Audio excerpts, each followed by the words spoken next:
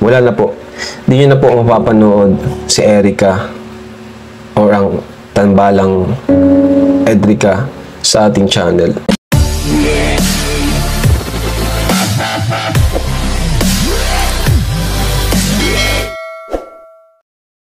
So ayun, what's up guys? Welcome back po muli sa aking YouTube channel. Panibagong araw at panibagong vlog. Panibagong reaction video na naman po tayo sa araw na ito. So for today's reaction video po guys, atin pong tunghayan ang nakakagulat, nakakagimbal at nakakabigla na announcement or anunsyo na ginawa nitong si Kalingap Rab. Hello po guys, magandang araw po mga Kalingap. Subscribe natin Coolwin. Pumunta pa ng Gumaka po para may-meet tayo ni Coolwin. Salamat po Kuya Bal. I-subscribe po ang kanyang channel. Ayun. Coolwin. Maraming salamat po kay Kuya Bal Santos Matubang. Ayan, at sa mga baguhan pa nga po dyan. Ayan, at di pa po nakadalaw sa channel ni Bal Santos Matubang, Kalingap Rab, Atita Vlogs. At sa mga Kalinga partners, yan, bisitahin po natin, suportahan at panoorin. Napakalaking tulong po yung gagawin nating panonood sa mga video nitong sila Kuya Bal at ni Kalinga Prab. So ayun, maraming salamat po So at ito na nga po guys, isang malaking anunsyo po ang ginawa nitong si Kalinga Prab na talaga namang ikinagimbal, ikinagulat, ikinabigla. Ayan isa lang ang meaning siguro niyan At ang buong komunidad ng Team Kalinga po ay talagang hindi makapaniwala. Panoorin po natin ito. Kinalulungkot ko man pong sabihin sa inyo, pero nag-request po sila sa akin na ayaw na po nilang magpa-vlog. Ayan. Sila po mismo nagsabi sa akin, si Lola at si Lolo, na ayaw na po nilang magpa-vlog sa atin. Sa kadahilan ng mas gusto daw ni Erica na mag-focus muna sa kanyang pag-aaral. Iyon po ang official na anunsyo ni Kalinga Prab tungkol dito kay Erica. Grabe, hindi po tayo makapaniwala nakapag-desisyon po sila ng ganun na stop na po. Hindi na po sila magpapa-vlog sa Team Kalingap. Grabe talagang hindi tayo makapaniwala na mangyayari ito sa kanila between Kalingap Prab team and Erica sa pamilya ni Erica. Talagang naging buo po yung desisyon nila na huwag na silang i-vlog. So po kaya yung malalim na dahilan? Dahil yung dahilan po nila ay tungkol sa pagpo-focus ni Erica sa pag-aaral. So sa isang banda, maganda naman yung dahilan nila, pero meron pa parang may malalim pang dahilan siguro kaya nakapag-decision sila ng ganun. Tuloy po natin yung panonood ng anunsyo ni Kalinga Prab. Nabigla po kaming lahat. Grabe, Lalong-lalo na ako nabigla. Lahat kami nabigla. So, ayun, respetuhin po natin si Erica, huwag po natin i-bash. Kung yun po yung desisyon niya, syempre, respetuhin natin yun. Alam ko meron siyang talagang dahilan kung bakit ayaw na niya magpa-vlog. Ramdam po natin yung emosyon ni Kalinga Prab. Biruin mo nga naman, sa tinagal-tagal na nilang magkakasama, nagbablog, ay biglang nagkaganon at yun nga po nakakabigla talaga kahit itong team ni Kalinga Prab hindi sila makapaniwala at yun nga gaya po na sinabi natin, parang mayroong mas malalim na dahilan sa decision na iyon nila na wag na silang i-vlog. Pero at the same time, nanawagan pa rin si Kalinga Prab na wag po nating i-bash si Erica. Respetuhin po natin kung yung kanilang naging desisyon sa buhay. So naman kaya mangyayari sa mga programang nakalaan or nakahanay para dito kila Erica, like yung pabahay at yung scholarship na para dito kay Erica. Ayan, pakinggan po natin ito. Yun nga, dahil sa isang iglap lang biglang wala na, kaya medyo mabigat sa aming pakiramdam. Bigat. Para kaming na heartbroken. So, masakit man, pero kailangan nating tanggapin and kailangan natin mag-move on. about dun sa Yeah. pabahay. Tinanong ko sila, so, tay, paano po yung pabahay? So, yun po, ang sagot po nila ay, ilaan na lang daw dun sa mga taong mas nangangailangan pa. Yung pong sponsor ni Sir John di bibigay na lang po namin sa inyo. Kayo na pong bahala.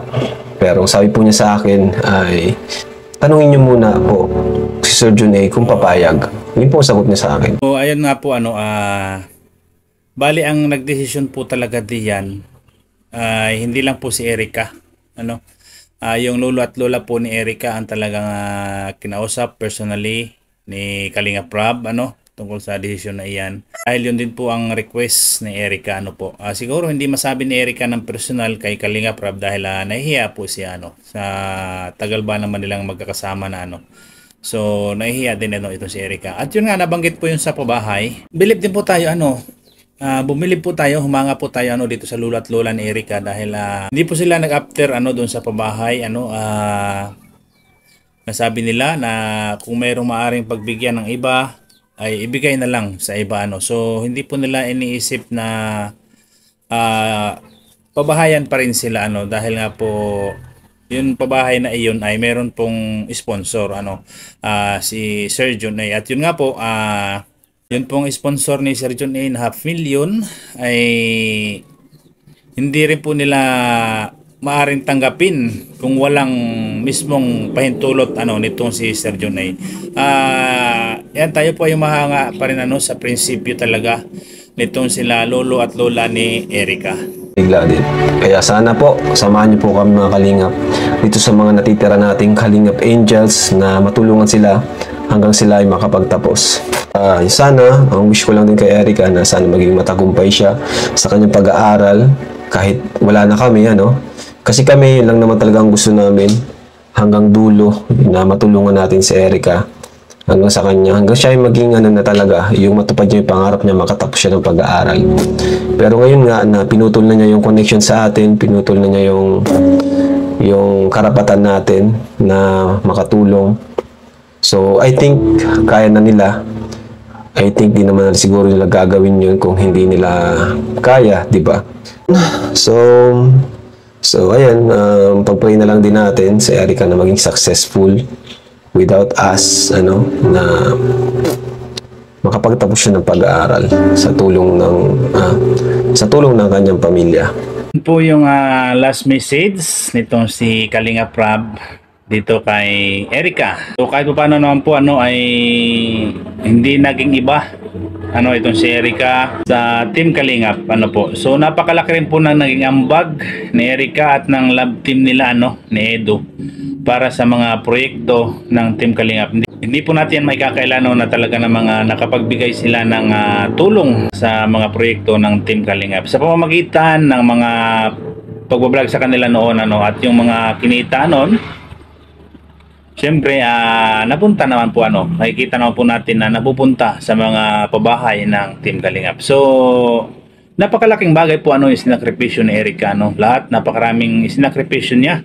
Scholarship, yung pabahay, yung sponsorship, ewan ko lang kung yung sponsorship, hindi naman natin alam kasi baka mayroon ng direct baka meron ng direct na nag-sponsor kay Erica. So atin lang naman yan So atin po dito magbibigay pa tayo ng counting opinion So hindi para natin i-bash si Erica kasi kanya-kanya naman po tayo ng opinion. Kung meron po kayong opinion ninyo pwede po ninyong i-comment dito sa ating vlog na ito yan sa ibaba i-comment po ninyo. So ang aking opinion po dito parang hindi po tayo naniniwala na yun lang yung dahilan ni Erica yung focus sa pag-aaral so parang nabababawan pa tayo dun sa dahilan na iyon kasi hindi naman lahat ng araw ay nasa eskwelahan, di ba? Meron namang Sabado at Linggo. Siguro kung may mga siyempre college, hindi natin maiwasan na may kung magkaganon man busy talaga, meron naman po siguro talagang araw or oras na mababakante para ilaan sa Team Kalingap para sa pag-vlog. Pero yun ang desisyon nila. So respeto natin igalang natin. Pero Sa kabila po niyan ay talagang parang mababaw po yun na dahilan ano. Hindi po natin alam, baka baka mayroong nasa likod ano nitong biglaang desisyon na yan ni Erica at ng kaniyang pamilya. So wala po tayong sinasabi na kung ano man, pero yun lang po yung ating opinion ano.